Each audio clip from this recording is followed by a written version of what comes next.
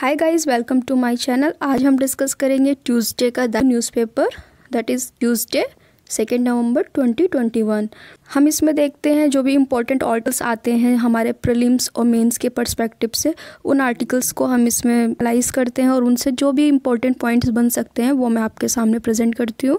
अपनी स्क्रीन पे देख रहे हैं एक आर्टिकल आया हुआ है, India will achieve net zero emission by 2070, ऐसा पीएम मोदी ने बोला है। अभी आपको मैंने लास्ट वीडियो में आपको बताया था कि इंडिया ने अभी तक ऐसा कोई भी कमिटमेंट नहीं किया है कि हम नेट ज़ीरो कब तक अचीव करेंगे, और ऐसा कोई कमिटमेंट करने का डिस्कशन भी नहीं हुआ था, ऐसा हमारे प्रीवियस एनवायरनमेंट जो मिनिस्टर हैं उन्होंने बोला है। और इंडिया अभी तक रिजेक्ट कर रही थी, जो मीटिंग हुई थी G20 की, उसमें भी इंडिया ने रिजेक्शन किया कि हम अभी ऐसा कोई नेट ज़ीरो का प्लान नहीं ला सकते हैं। बट जैसे कि अभी देख रहे हैं ग्लोबली हम कि चाइना ने, यूएस ने, जापान ने, अदर कंट्रीज़ ने ना नेट ज़ीरो एमिशन का प्लान ले आए हैं कि हम ईयर तक अपना नेट ज़ीरो अचीव कर लेंगे। अभी रिसेंटली ऑस्ट्रेलिया ने भी net zero emission by I think 2070 उन्होंने भी टारगेट रखा है। तो ये एक ना ग्लोबली कुछ ऐसा लग रहा है होड़ सी चल रही है कि भाई इन्होंने कर दिया तो अब हम भी नेट ज़ीरो करेंगे। अब ये देखने वाली बात है क्या ये चीज़ अचीव कर पाएंगे। तो हम लोग पेरिस समिट हुई थी 2015 में 1.5 डिग्री सेल्सियस टारगेट रखा गया था कि हम ग्लोबल वार्मिंग को, टेम्परेचर को इससे ज़्यादा नहीं बढ़ने देंगे। अभी हम उसको भी अचीव करने के आसपास नहीं हैं। इतना जो ग्लोबल वार्मिंग हो रही है, जिस तरीके से इंडस्ट्रीज़ चल रही हैं, ग्लेशियर पिघल रहे हैं, ग्लोबल वार्मिंग बढ़ रही है, उसको अचीव करने की उसमें नहीं है। तो फिर ये नए से नए टारगेट लेके आ रहे हैं। तो एक तरीके से ऐसा बोला जा रहा है कि जो हमारे से क्रिटिसाइज़ भी किया जा रहा है, बोला जा रहा है कि पीएम मोदी ने हेडलाइन में आने के लिए ऐसा बोल दिया है। इंडिया के कुछ स्पेशलिस्ट हैं, उन लोगों का कहना है कि पीएम मोदी ने ये सिर्फ हेडलाइन में आने के लिए बोला है, बट अब बोल दिया है तो बोल दिया है।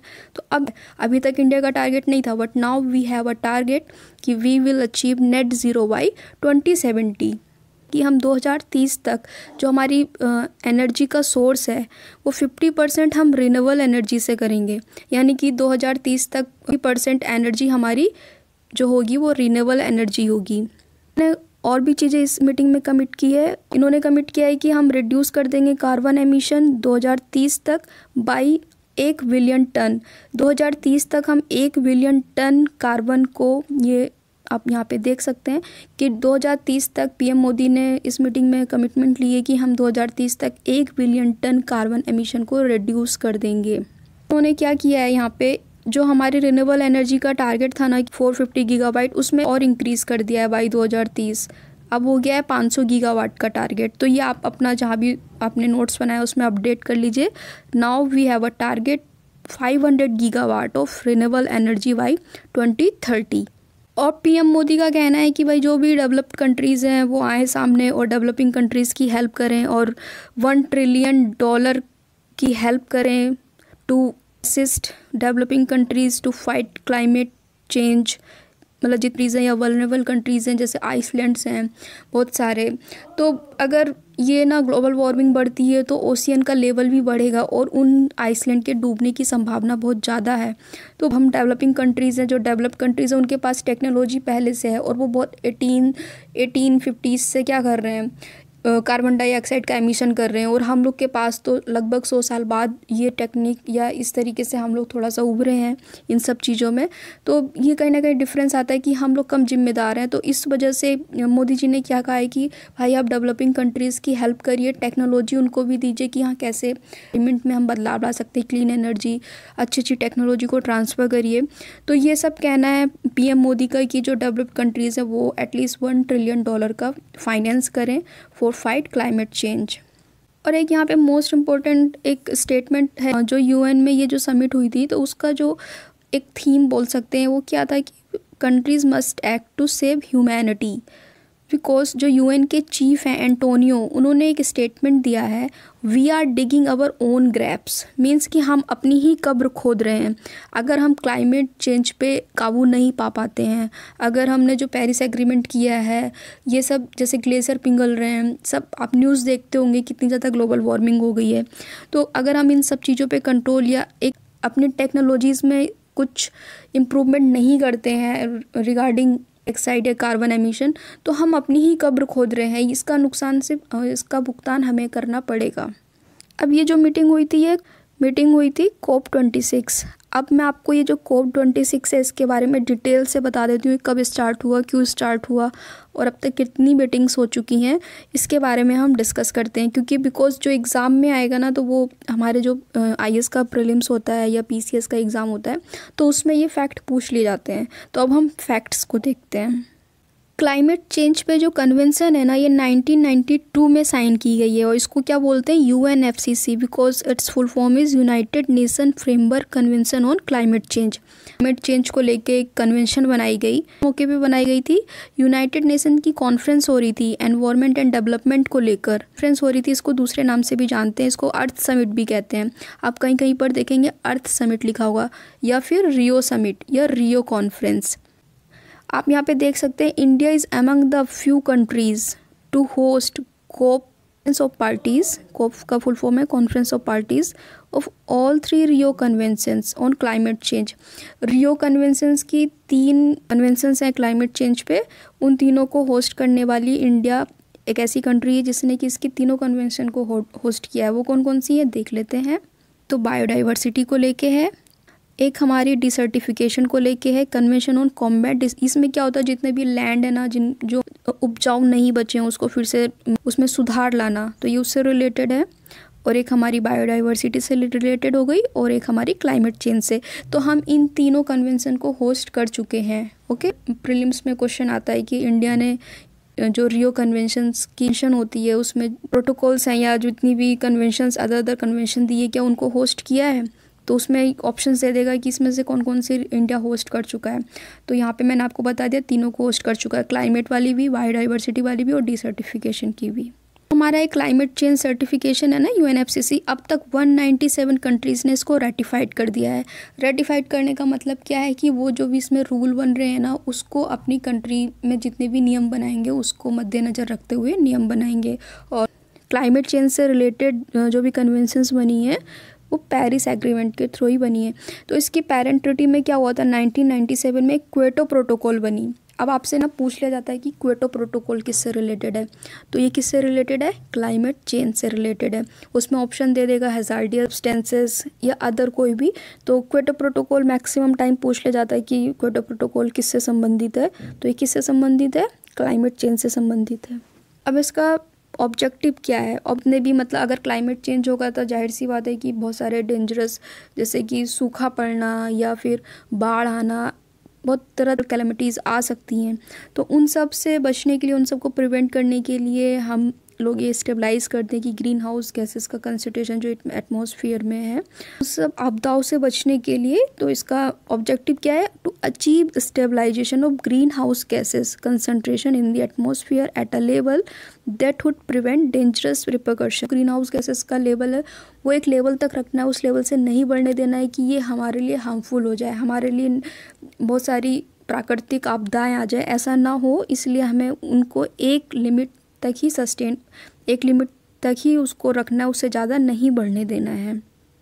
अब हम देख लेते हैं कॉन्फ्रेंस ऑफ पार्टीज़ क्या होता है। कॉन्फ्रेंस ऑफ पार्टीज़ को शॉर्ट फॉर्म में COP कहते हैं। ये क्या है, apex decision making authority of UNFCCC। ये एक अथॉरिटी है जो डिसीजन, COP26 हुआ, यहाँ पे मोदी जी गए, अदर G20s के लीडर्स भी थे, तो सब लोगों ने मिलकर कुछ डिसीज़न लिया कि हम, जैसे मोदी जी ने डिसीज़न लिया कि हम 2070 तक नेट ज़ीरो गोल अचीव कर लेंगे कार्बन एमिशन पे।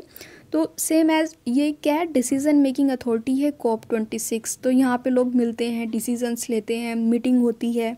मीटिंग है ना, ये एवरी ईयर होती है, बट अभी पीछे जैसा कि COVID-19 चल रहा था, कोरोना चल रहा था, तो ये जो अब ये COP26 हुई है, ये 2 साल बाद हुई है, यानी कि यहाँ पे ब्रेक लग गया था। COP25 के बाद ब्रेक लग गया था और 2 साल बाद ये 2021 में हुई है। इट मीन्स कि 2020 में होने वाली थी, वो नहीं हुई। फैक्ट भी देख लीजिए कि जो फर्स्ट COP मीटिंग हुई थी वो कब हुई थी, बर्लिन में हुई थी 1995 में। जो COP के प्रेसिडेंट्स होते हैं ना, ये रोटेट होते रहते हैं, मींस कि ऐसा नहीं कि कोई फिक्स प्रेसिडेंट बन गया पर्टिकुलर ईयर्स के लिए। इसका एक टाइम पीरियड होता है और ये 5 यूनाइटेड नेशन रीजनल ग्रुप से होते हैं, एक Africa, Asia, Latin America and Caribbean and central eastern Europe and western Europe and others, means जितने भी कॉन्टिनेंट हैं, जहाँ G20 कंट्रीज़ तो पूरे ऑल ओवर वर्ल्ड में फैली हुई है, तो हर एक कॉन्टिनेंट से, हर एक एरिया से जो भी लीडर्स होते हैं उनको प्रेसिडेंट बनने का मौका दिया जाता है। जो प्रेसिडेंटशिप है वो रोटेट होती रहती है। प्रेसिडेंट्स होते हैं ना, वो यूजुअली क्या होते हैं, एनवायरनमेंट मिनिस्टर होते हैं। कि कंट्री है तो हमारे यहाँ का एनवायरनमेंट मिनिस्टर होगा, सिर्फ मिलेगी इंडिया को, तो जो भी यहाँ का एनवायरनमेंट मिनिस्टर होगा वो उसकी प्रेसिडेंटशिप लेगा। कोप मीटिंग से रिलेटेड कुछ फैक्ट, ऐसा नहीं कि आप एग्ज़ाम के पर्सपेक्टिव से इंपॉर्टेंट हो, तो बस यहाँ पे आप इतना याद रख सकते हैं कि ये 1995 में हुई थी बर्लिन जर्मनी में। और जब 1997 में हुई थी तो ये कोप 3 हुई थी। उसमें हमें क्योटो प्रोटोकॉल, कन्वेंशन ही कह सकते हैं, क्योटो प्रोटोकॉल को इन्वेंट किया गया यहाँ पे। ये क्या है, ये लीगली बाइंड है developed countries to emission reduction targets. Kyoto protocol के थ्रू क्या है कि जितनी भी डेवलप्ड कंट्रीज़ हैं, अगर उन्होंने क्योटो प्रोटोकॉल को रेटिफाइड किया है तो वो लीगली बाइंड हो जाती हैं, जितना भी उनका रिडक्शन करने के लिए कार्बन डाइऑक्साइड, कार्बन या ग्रीन हाउस गैसेस को। तो मैं कोप 8 की मीटिंग्स यहाँ पे मैंने सिर्फ इम्पॉर्टेंट मीटिंग्स कोप की, जो ऐसे तो हर साल कोप की मीटिंग्स होती हैं, बट कुछ कोप की मीटिंग ऐसी होती है ना जहाँ पे कुछ इम्पॉर्टेंट पॉइंट्स निकल के आ जाते हैं जो आगे भी कंटिन्यू रहते हैं, तो वही यहाँ पे मैंने लिया है। ठीक है, सारा मीटिंग्स आपको 1995 से हो रही, तो सब थोड़ा ना याद करेंगे, जो इम्पोर्टेंट है वही देखेंगे। अब यहाँ पे आप देख लेते कि इंडिया ने कब होस्ट किया था इसको, दिल्ली डिक्लेरेशन से भी कहते हैं। और यहाँ पे भी सेम एज जो आज हम कह रहे हैं वही हमने तब भी कहा था कि भाई जो फोकस करो जो पुअरेस्ट कंट्रीज़ हैं या डेवलपिंग कंट्रीज़ हैं उनको टेक्नोलॉजी ट्रांसफ़र करो, और क्लाइमेट चेंज को से लड़ने के लिए, उसको मिटिगेट करने के लिए फाइनेंस करो। तो यही हमने इस दिल्ली डिक्लेरेशन में भी बोला था। कोप मीटिंग होती है वो 2007 में होती है, कोप 13 बाली इंडोनेशिया में। यहाँ पे एक रोड मैप तैयार किया गया, बाली रोड मैप, इसको ना बाली एक्शन प्लान भी कहते हैं। इसमें ना 5 मेन कैटेगरीज बनाई गई। पहला तो shared vision, mitigation, adaptation, technology and financing. तो इस वजह से ये मीटिंग इम्पॉर्टेंट हो जाती है, क्योंकि यहाँ पे एक रोड मैप बनाया गया और इसमें कुछ कैटेगरीज ली गई, 5 कैटेगरीज जो मैंने आपके सामने रखी हैं। तो अब ये क्या कैटेगरीज हैं, क्या इसमें होता है, वो आप भी यहाँ पे देख के समझ गए होंगे कि शेयर्ड विजन में मिटिगेट करने के लिए जो भी टेक्नोलॉजी यूज़ कर रहे हो या किसी तरीके से फाइनेंशियली हेल्प कर सकते हो, टेक्नोलॉजिकली हेल्प कर सकते हो, तो वो सब एक तरीके से कॉमन विज़न लेके चलें सारी कंट्रीज़। ये नहीं कि हम तो इतना हम अभी नहीं करेंगे, हम अपना टारगेट बाद में रखेंगे। तो एक कॉमन टारगेट होना चाहिए सभी लोगों का।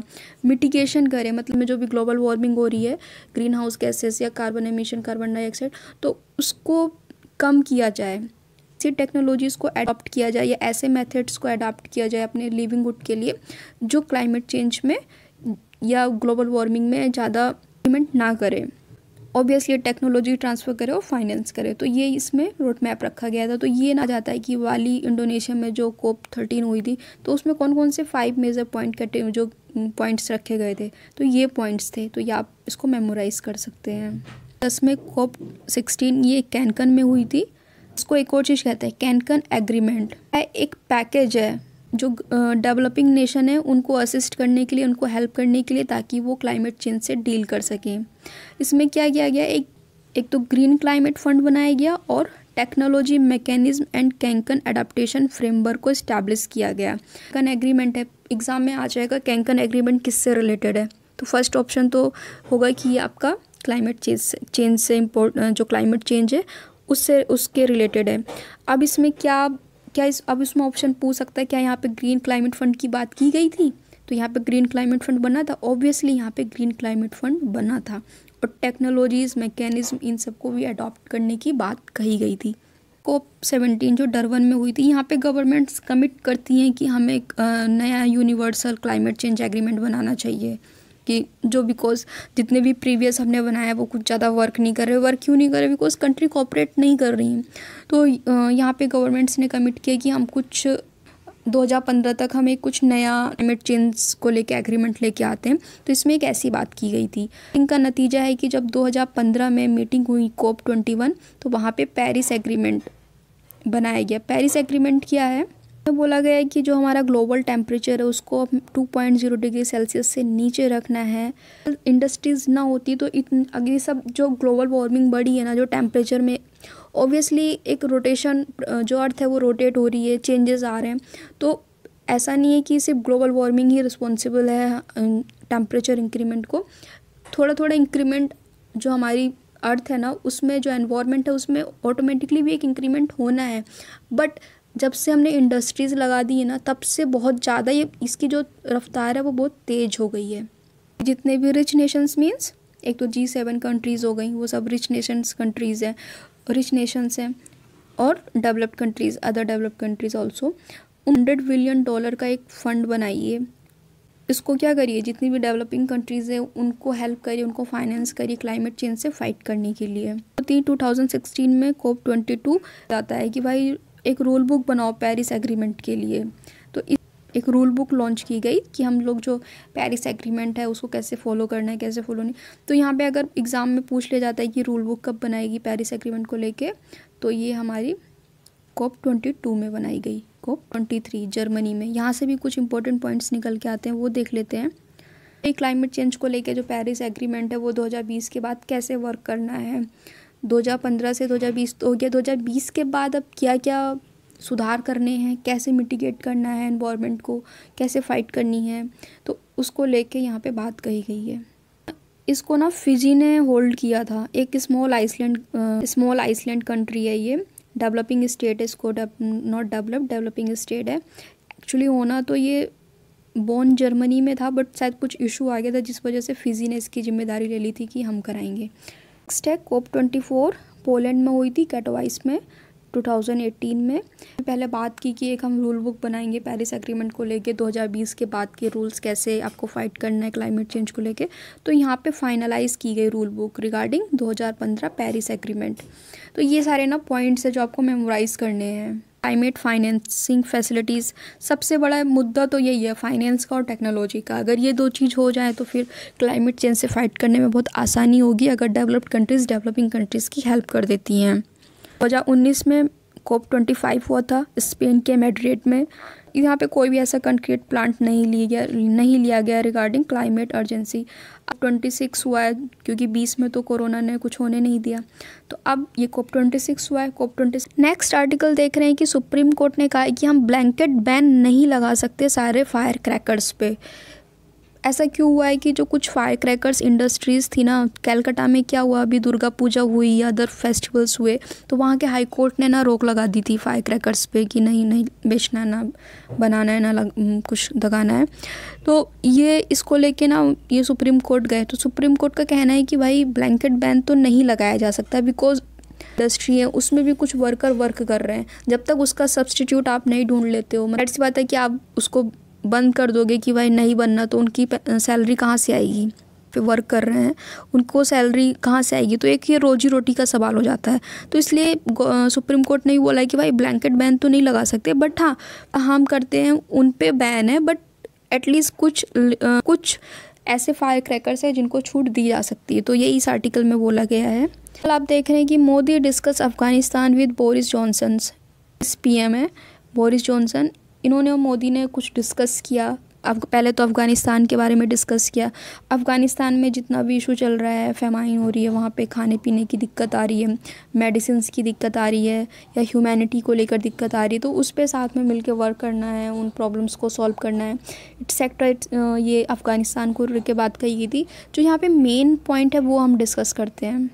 जो हमारे ये ब्रिटिश PM है, इनसे बोला गया है कि जो हमें Indo Pacific strategy post Covid global economic recovery के बारे में सोचना चाहिए, बायलैटरल पार्टनरशिप करनी चाहिए, ट्रेड को आगे बढ़ाना चाहिए, एक रोड मैप तैयार करना चाहिए, जैसे 2030 तक का रोड मैप है, तेज़ी से इम्प्लीमेंट करना चाहिए। और जो भी इकोनॉमी है, हेल्थ है, फाइनेंस है, सिक्योरिटी एरिया, इन सब में हमें साथ में मिलकर वर्क करना चाहिए। तो ऐसी बात, renewable energy and clean technology including collaboration through the inter solar alliance, तो इन सब को लेके भी बात कही गई है। डिसास्टर रेजिलेंट इंफ्रास्ट्रक्चर डेवलपमेंट, यानी कि ये सारी फील्ड्स हैं, इन सब फील्ड्स में हमें साथ में मिलकर वर्क करना चाहिए। तो ये एक मोदी जी ने जो ब्रिटिश PM है उनके साथ डिस्कशन किया है इन सारे टॉपिक्स को लेके। यहाँ पे क्या न्यूज़ आ रही है GST रेवेन्यू से लेके, जब से GST लागू हुआ है ना, तो ये सेकेंड टाइम है, अक्टूबर में ये सेकेंड हाईएस्ट कलेक्शन हुआ है रेवेन्यू का। कितना? 1.3 लाख करोड़ से GST का लागू हुई है तब से ये सेकंड टाइम है इन अक्टूबर 2021 कि इतना हाइक गया है इसमें। अपने लेफ़्ट साइड देखे होंगे कि एक नेहरू ट्रॉफ़ी के बारे में बात की गई है। तो ये ना बोट रेस होती है, ये हर साल होती है। तो बीच में शायद कोविड था तो शायद नहीं हो रही होगी, बट बेस्ट तो ये एक तरीके से केरला टूरिज़्म का एक पार्ट है, केरला टूरिज़्म जो डिपार्टमेंट है उसका पार्ट है। तो अब हम यहाँ पे ना क्या देखने वाले हैं, हम ये देखने वाले हैं कि जो नेहरू बोट रेस होती है ना ट्रॉफ़ी के लिए, ये कहाँ पे होती है। जो ये बोट रेस होती है बेम्बाडना लेक में होती है। ये कहाँ पे है, केरला में है।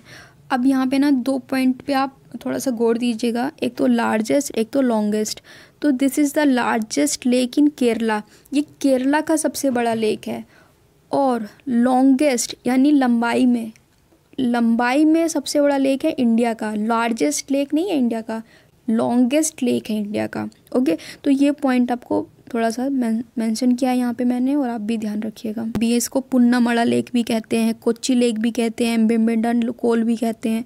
तो अगर ऐसे एग्ज़ाम में ये इन सब नाम से आ जाए तो आप घबराइएगा नहीं कि भाई ये कौन सा लेक आ गया, हमने पढ़ा ही नहीं। ये बेम्बेडना लेक ही है। तो बेम्बेडना लेक है ना, ये ना काफ़ी सारे डिस्ट्रिक्ट में फैला हुआ है केरला की। अब ये एक है ना, इसमें पानी कहाँ से आता है, उसका सोर्स क्या है। इसके सोर्स ना 4 रिवर्स हैं। तो ये एक इम्पॉर्टेंट पॉइंट हो जाता है कि एग्ज़ाम में पूछ सकता है कि जो बेम्बेडना लेक है उसमें जो वाटर है वो वाटर का सोर्स क्या है। तो सोर्स क्या है, 4 रिवर्स। कौन कौन सी, मीनाचिल, अच्चनकोविल, पंपा एंड मणिमाला। ये 4 रिवर हैं जो इसमें इसके लिए वाटर सोर्स के लिए रिस्पॉन्सिबल हैं। ये जो लेक है ना, ये अरेबियन, केरला आपको सबको पता होगा कि हम वेस्टर्न घाट है उस साइड है। तो ये अरेबियन सीसन है, एक नैरो स्ट्रिप बैरियर के थ्रू सेपरेट होता है। तो ट्रॉफी बोट रेस है ना, इसको बल्लम कली भी कहते हैं। ठीक, ईयर होता है किस मंथ में, अगस्त में। और कहाँ पे होता है, बेम्बेडना लेक में। और इसको क्या बोलते हैं, स्नैक बोट रेस बोलते हैं। 2 में रामसर कन्वेंशन के थ्रू इसको दर्जा दिया गया वेटलैंड्स ऑफ इंटरनेशनल इम्पोर्टेंस का। इससे रिगार्डिंग बहुत इंपॉर्टेंट पॉइंट है, वो क्या है, it is the second largest Ramsar site in India.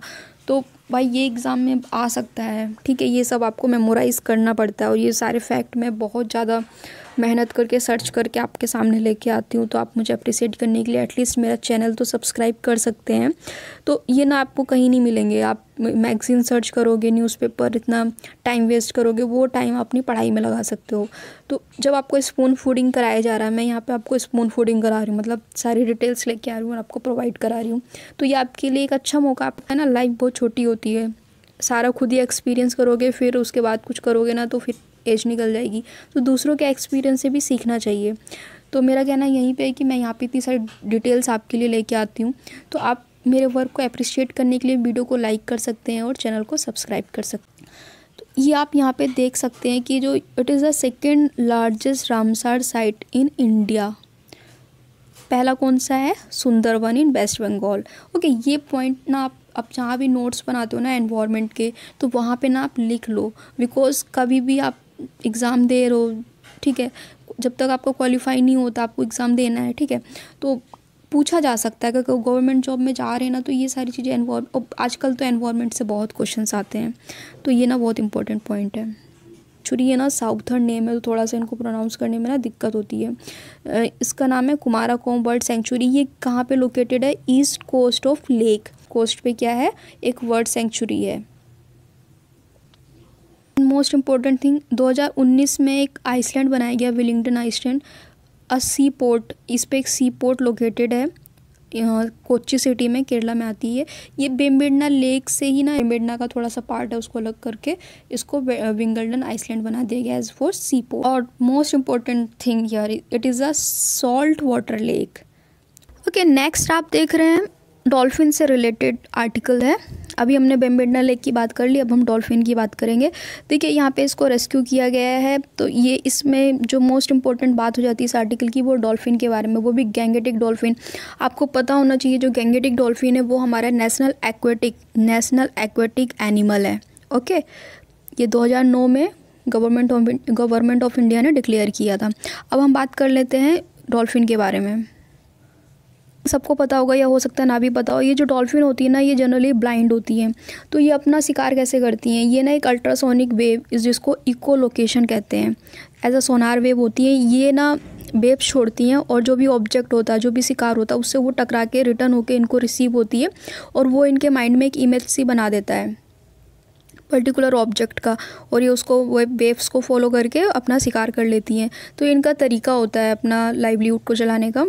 1972 इसके तहत गैंगेटिक डॉल्फिन को मारना एक पनिशेबल ऑफेंस है। जो गैंग्स का डिस्कवर की गई 1801 में, यहाँ पे देखने को मिलती है because it lives only fresh water. तो ये फ्रेश वाटर में ही मिलती है। तो ये आपको नेपाल में और इंडिया में मिलेगी, बांग्लादेश में मिलेगी। बिकॉज नेपाल, इंडिया, बांग्लादेश में जो रिवर्स हैं, जैसे गंगा रिवर है वो बांग्लादेश में भी जाती है, वहाँ पे मेघना से मिल जाती है। नेपाल, इंडिया, बांग्लादेश में आपको देखने को मिलती हैं। और रिवर कौन कौन सी जिसमें ये पाई जाती हैं? एक तो गंगा हो गई, ब्रह्मपुत्र, मेघना, कर्णाफुली, सुंगा, ये रिवर्स हो गई। तो इन रिवर्स में आपको ये गैंग्स डॉल्फिन देखने को मिलती हैं। डॉल्फिन गणना हुई थी, उसमें पता चला है कि जो डॉल्फिन है ना अभी प्रेजेंट टाइम में अपने कंट्री में वो 1200 से 1800 के बीच में है। ये रिवर में डॉल्फिन है, गैंगेटिक डॉल्फिन है अगर इन रिवर्स में, तो एक तरीके का इंडिकेटर होती है। क्या इंडिकेट करती है कि हेल्थी रिवर इकोसिस्टम, यानी कि इस रिवर का इकोसिस्टम क्या है, हेल्थी है। तो एग्जाम ये मैंने आपको बता दिया, ये नेशनल एक्वेटिक एनिमल है। अब इसको थ्रेट किस किस चीज़ से है भाई, कौन है जो इसकी जान ले रहा है? एक तो कैचिंग, जो पोचिंग कर लेते हैं, मतलब कैच पकड़ लेते हैं, ठीक है। दूसरा पोल्यूशन, ये तो इंसानों की भी जान ले रहा है, इनकी भी ले रहा है। और थर्ड है डैम, बिकॉज जब आप नदियों में डैम कंस्ट्रक्ट कर देते हैं तो ये फ्रीली मूव नहीं कर पाती हैं और फंस जाती हैं। तो ये सब रीज़न होते हैं इनका, इसकी जो आबादी है उसको कम कर रहे हैं ये सारे थ्रेट्स। स्टेटस क्या है? जो Indian wild life protection act है उसमें ये शेड्यूल 1 में रजिस्टर्ड है। अब आपको शेड्यूल 1 की जो कैटेगरी में एनिमल्स आते हैं उनको किस लेवल की प्रोटेक्शन मिलता है, ये सब के लिए आपको ये एक्ट पढ़ना पड़ेगा, इसको मैं अभी आपको बताऊंगी। बट बिफोर दैट अभी हम देख लेते हैं कि यहाँ पे ये शेड्यूल 1 में है। IUCN इसका स्टेटस इंडेंजर्ड है।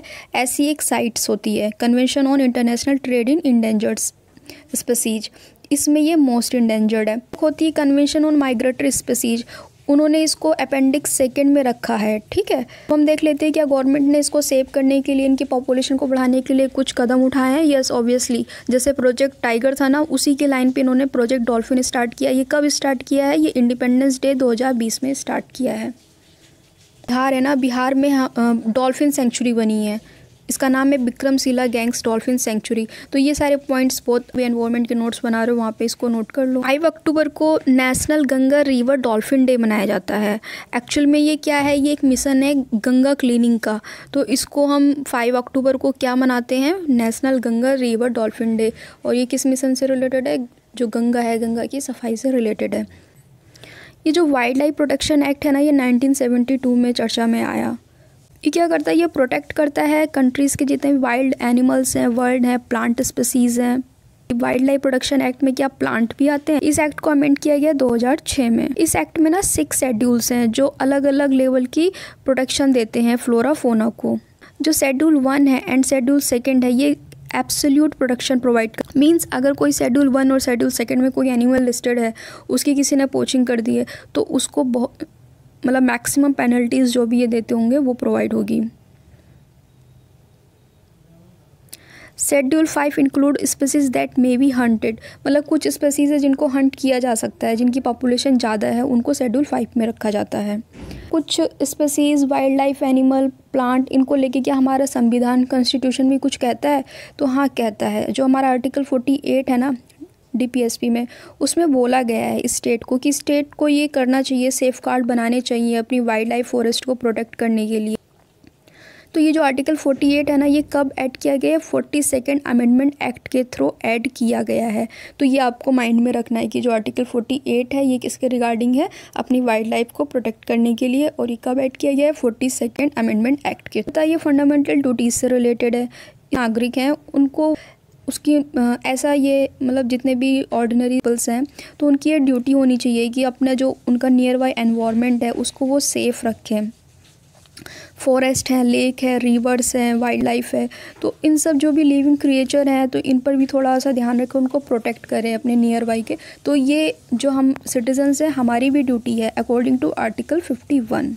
तो गाइज़ ये थे आज के आर्टिकल, इंपॉर्टेंट आर्टिकल जो मैंने आपके साथ डिस्कस कर दिए हैं। अगर आपको वीडियो अच्छा लगा हो तो वीडियो को लाइक करिए, और अगर आपको कुछ समझ में आपको लगा हो कि ये एग्ज़ाम के पर्सपेक्टिव से इम्पोर्टेंट है, अच्छा पढ़ा रही है, ठीक पढ़ा रही है, तो आप मेरे चैनल को सब्सक्राइब कर लीजिए। बिकॉज सब्सक्राइबर्स के बिना वीडियो बनाना और उसको अपलोड करना इट सीम्स वेरी डिसअपॉइंटिंग।